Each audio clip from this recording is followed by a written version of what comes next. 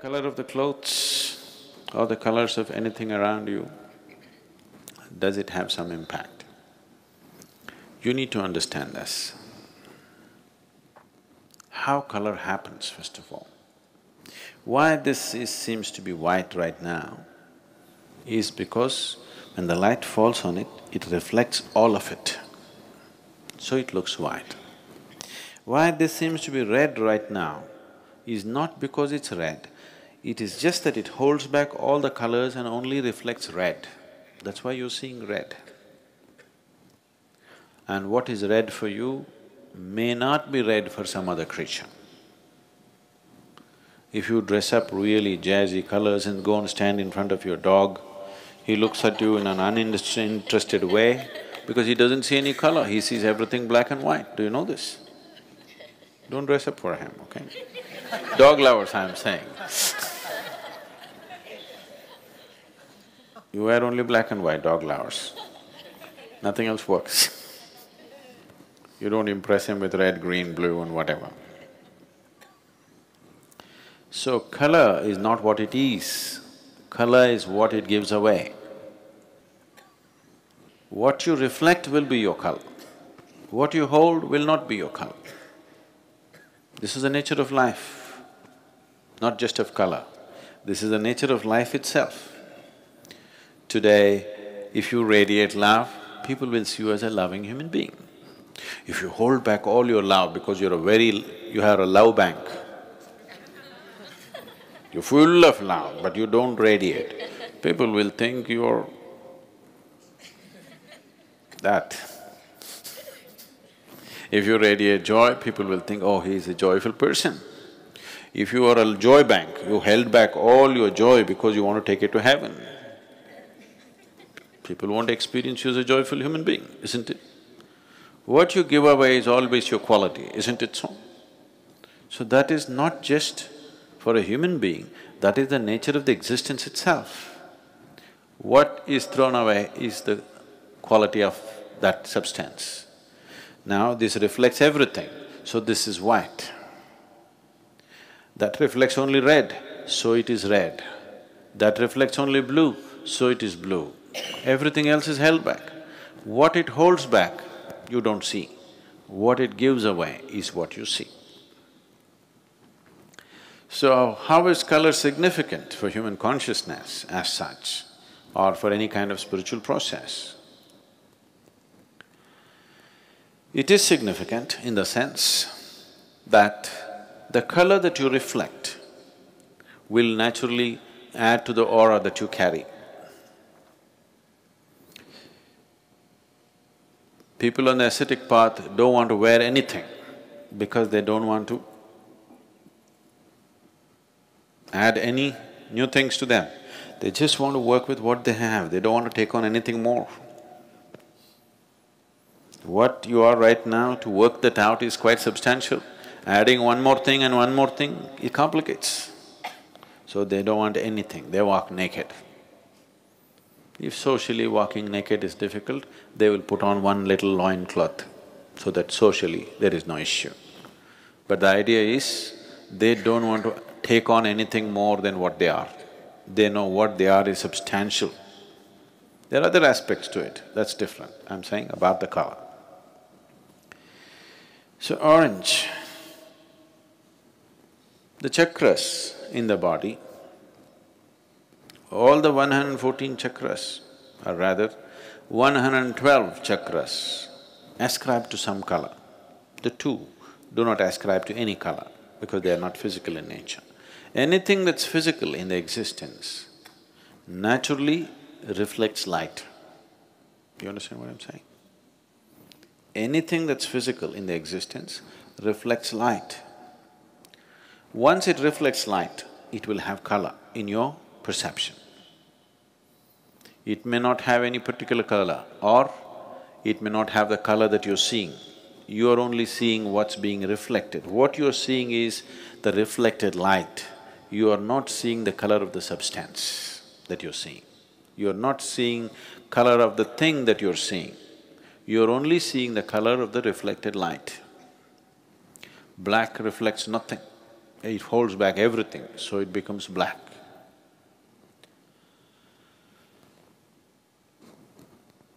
You see, we say the grass is green. No, the grass is not green. It is giving away green, so we see it as green. The sky is blue. No, no, no. Sky is not blue. You go there and see, there is no blue out there. Sky is blue for a completely different reason. Because the refraction quality of the color blue is different from the other colors, that's why the sky is blue. So why is it that spiritual processes, for different types of processes, we use different kind of colors is those who are on a path where they don't want to gather anything, they will wear white. Those who are into a different kind of sadhana, if their sadhana is mild, but they're on the spiritual path, but they're involved with various aspects of life, they don't want to gather life around them. They want to be participating in life, but they don't want to gather anything. Such people will choose to wear white. People who are on a more intense sadhana, which is oriented towards a particular chakra in the body, which is known as agna, between the eyebrows, they will wear orange because the color of the chakra is orange. They want to radiate that color because the whole process is about enlightenment and reaching to that state of knowing, opening up that dimension of perception which is referred to as the third eye. So they will seek always ochre or orange color because that is the color of the agna. The yellow robes were worn by Buddhist monks because the process that Gautama gave to the initial stage of Buddhist monks was very rudimentary process. He chose this process for the people because he did not need any preparation, but he wants to cause a wave of awareness. That means he doesn't stay in any town for more than a day. Continuously he is moving from village to village, town to town. There's no time to prepare people for any kind of practice. So the practice that he gives them is very rudimentary, but still he's converting them into monks. He's fixing their life, but not giving them enough preparatory steps. So he told them to wear the yellow robe, because yellow is the color of the Mooladhara. The most basic chakra in the body is Mooladhara. So he wants them to be stable. For a monk, the most important thing is he practices stability in his life. So he just wants them to be stable.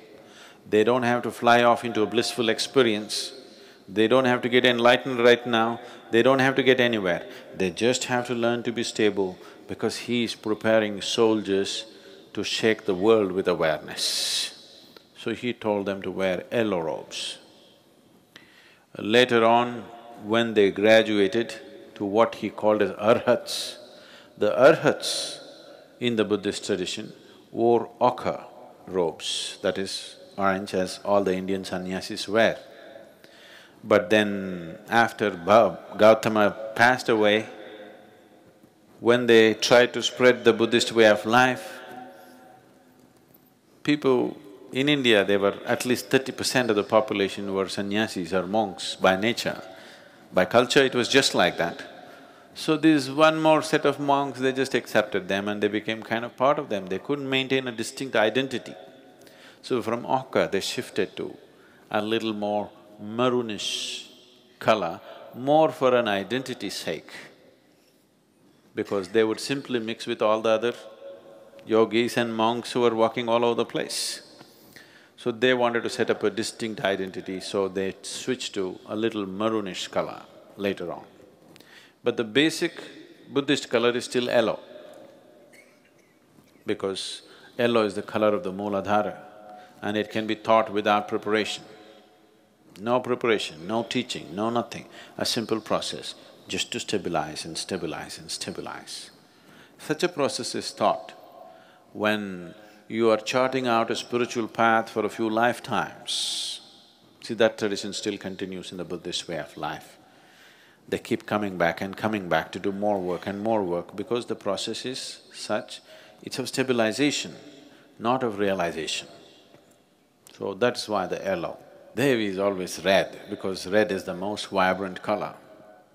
Of all the colors, red is the most vibrant color and feminine represents that. Whether you like it or not, there is a longing in a woman to be like a flower. Because nature has given that possibility for her.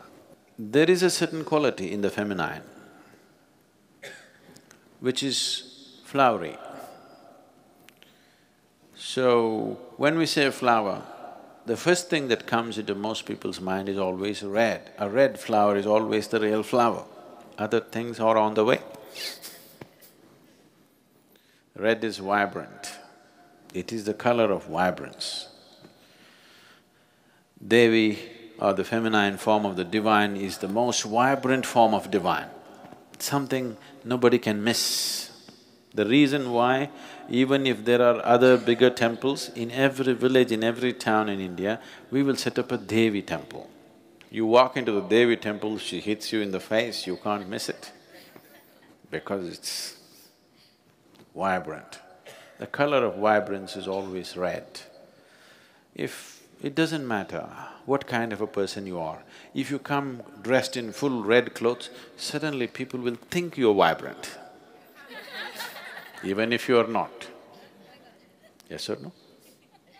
Red dress suddenly sets you off like you're vibrant. And to do certain type of sadhana, which is Devi-oriented, red is needed. The most important things in your life are usually red, you know. Your blood is red. It's not red enough, you go down, you know. Flowers are red, the rising sun can become reaching towards red. Anything that you consider as vibrantly alive, you tend to paint it red because there is a connection between red and vibrance. And Devi is manifestation of vibrance that you cannot miss. So, the Devi temples always have very active involvement of red. In many ways, only red flowers are used. Blood is spilled all over the place. We don't do the blood business, but one way or the other, it needs a lot of spilling of life. Either you must know how to spill your life just like that without killing yourself.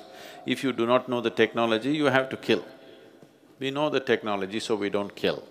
Somebody else who do not know the technology of spilling life without killing the body, they will cut the body. Most Devi temples have daily sacrifice. So colors have some impact.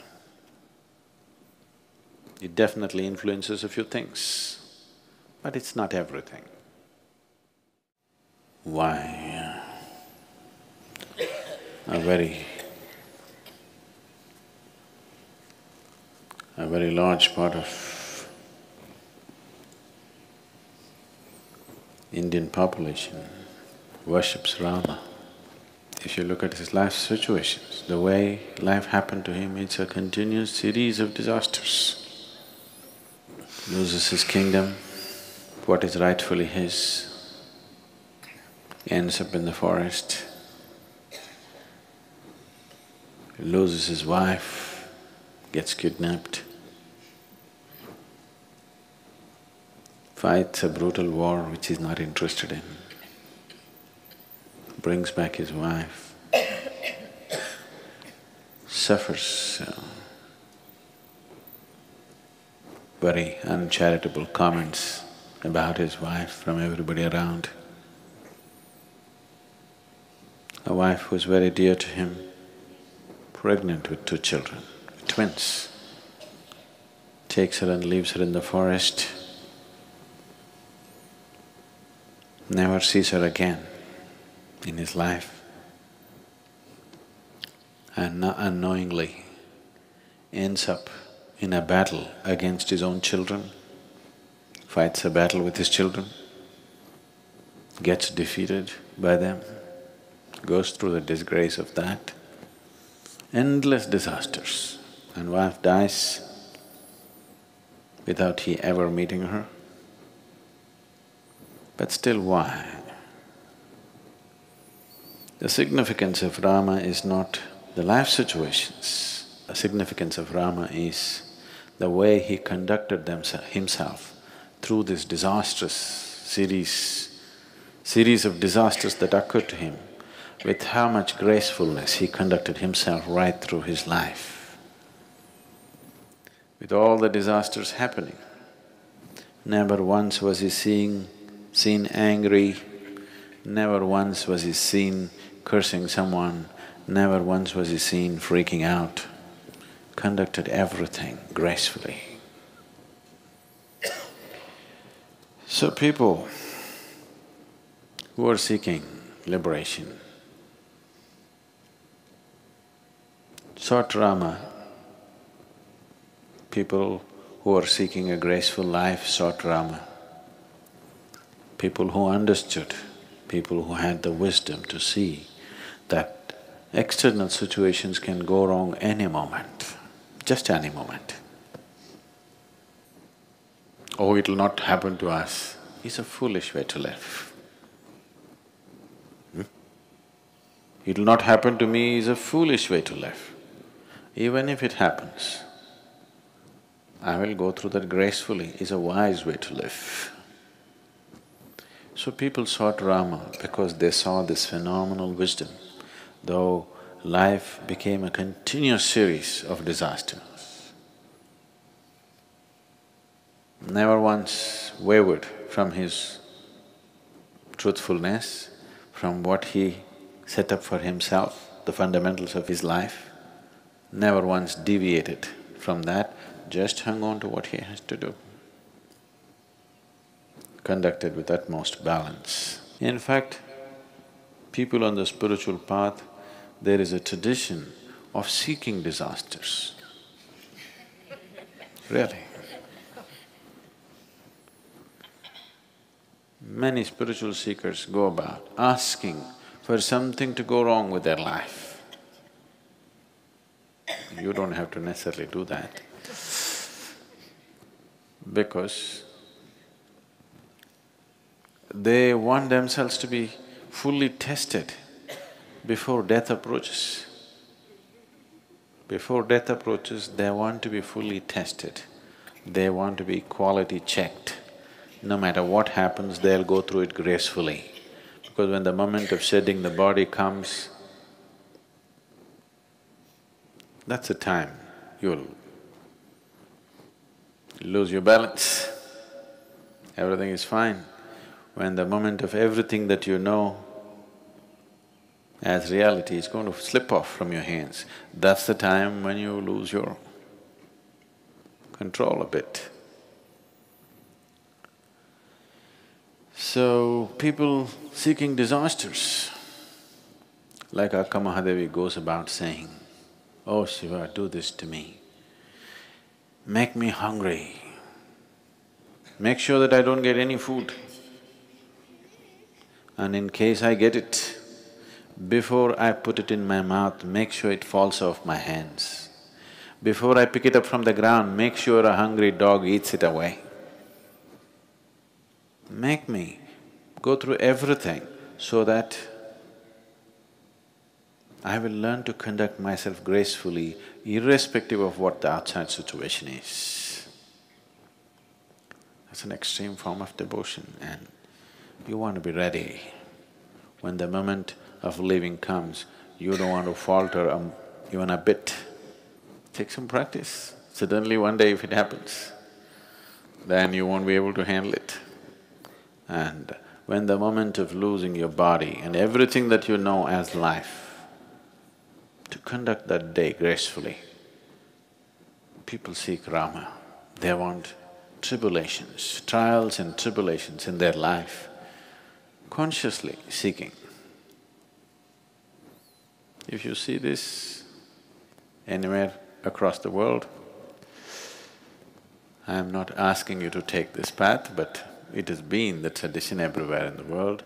Spiritual path means first thing is to consciously seek poverty. Consciously to seek poverty. To conduct yourself gracefully through poverty is not an easy thing. It's not an easy thing. It'll test you in every way. When you're hungry, if you get hungry, you will become… all sense of being human will be lost, you will become like an animal. When you're hungry, when you're angry, you're an animal, isn't it? To conduct that gracefully, you should see the yogis in India, they never ask for anything, they keep going. You can see they're hungry. They have not eaten for days sometimes, but they will conduct themselves so gracefully. You offer them money, they won't take it. If you just offer one meal, they will take it. You offer money for one more meal, he won't take it, because he wants the challenge to be there in his life all the time. Because if I take money for 2 meals today, tomorrow I will logically convince myself, why not 10 meals? Then slowly I'll organize my whole life. Like, see, you have bought footwear for 3 lifetimes, just in case. If you have to come and walk the planet once again and once again, don't you have enough footwear for 3 lifetimes or 10?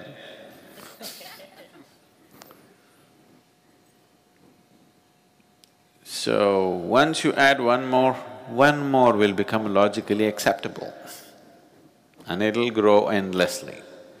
Just see to what extent we have taken our survival process. Our survival process has hit the sky and still it's not enough.